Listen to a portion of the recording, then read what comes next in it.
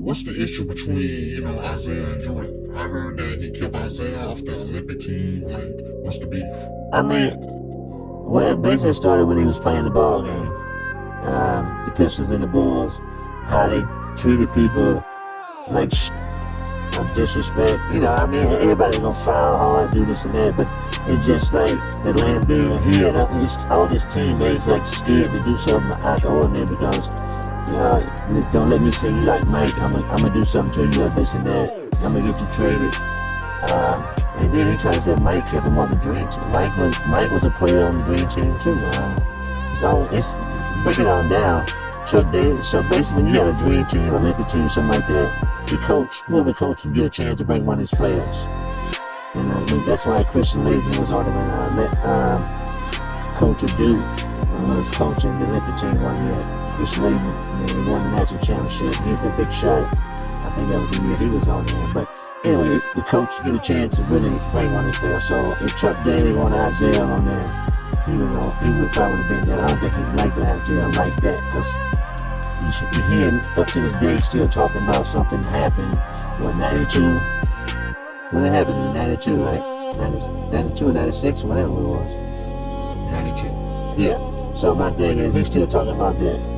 And, I did something else about why Mike and why Isiah, feel this way about Mike.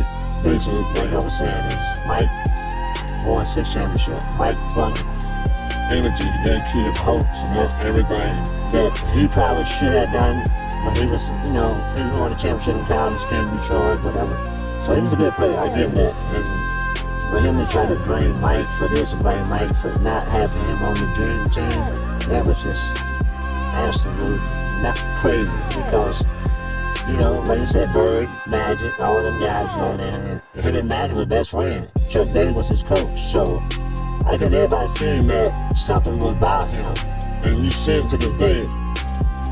That's why they probably want him on there. He do a lot of sneaky stuff. Mike owe him apology. For what? You wouldn't even shake his hand when they beat y'all. Y'all was beating up on them when they were taking it, but he was a sore loser. And now they beat them. He tried to sneak past him, Lambeer. I couldn't believe, but I guess something came together. But that was it looked bad because he was beating the Bulls. Now the Bulls beat you. You gonna be disrespected. But Mike just don't want to deal with it. And he be saying to this day, Mike don't have to apologize to me and Mike don't even think about you. That's why he did what he did in the last dance. And you talking about Rodney, he's gonna set his neck. You know how he felt about you. You just want some cameras on him. That's what he wanted. He wants some spotlights on him, but it backfired on him. Some of the things he was doing behind the scenes. He seems like a nice guy. But that's why he played both sides. He was doing little stuff around the league, and there's a couple things like in New York, he had the salt case. He just did stuff and thought he can get away with it because some guys can get away with stuff, and he was every time he did something, he got caught. But he always tried to, he tried to, show that, he's like, the smart guy, come across smart. But, sometimes when a guy too smart for himself, he do a lot of bad things too. And that's him.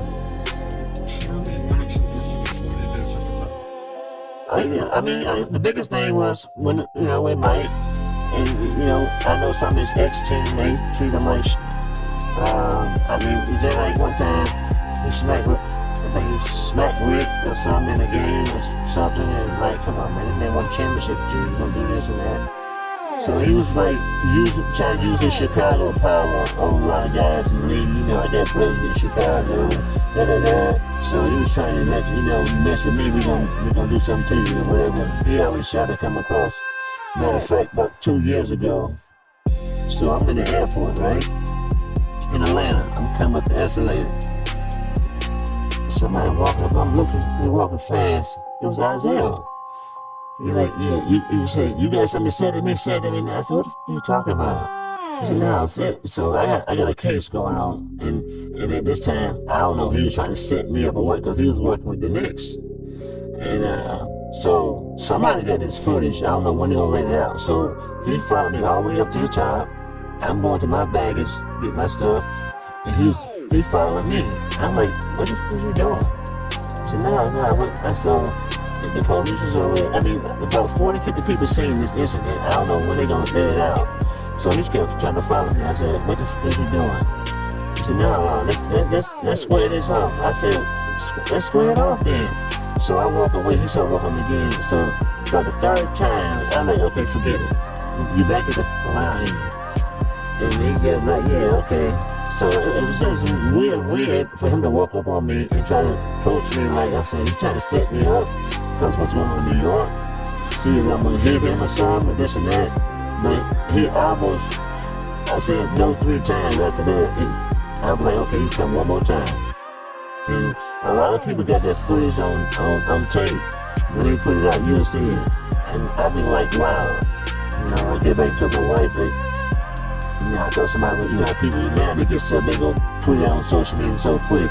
So somebody gonna put it out, cause it definitely got it. He walking up on me, like disrespect me. And you know, like hit him in his head or something. You know, he had a big scene back in the paper. I got a case going on.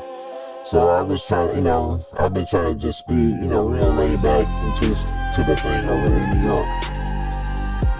Well, I don't know what his intention was, but when you walk up on somebody, he almost got hit though. Cause you don't walk up on somebody just out of space, out of, you know, just like, okay. You know, like somebody trying to catch a train, run to the train, he like run up this, you know, like 2 or 3 steps, trying to, you know, like, are you serious? So he had a hat on. Some people might not know it was him, but a lot of people recorded though, because it was like, wow, especially when we got to the top, we had some more words.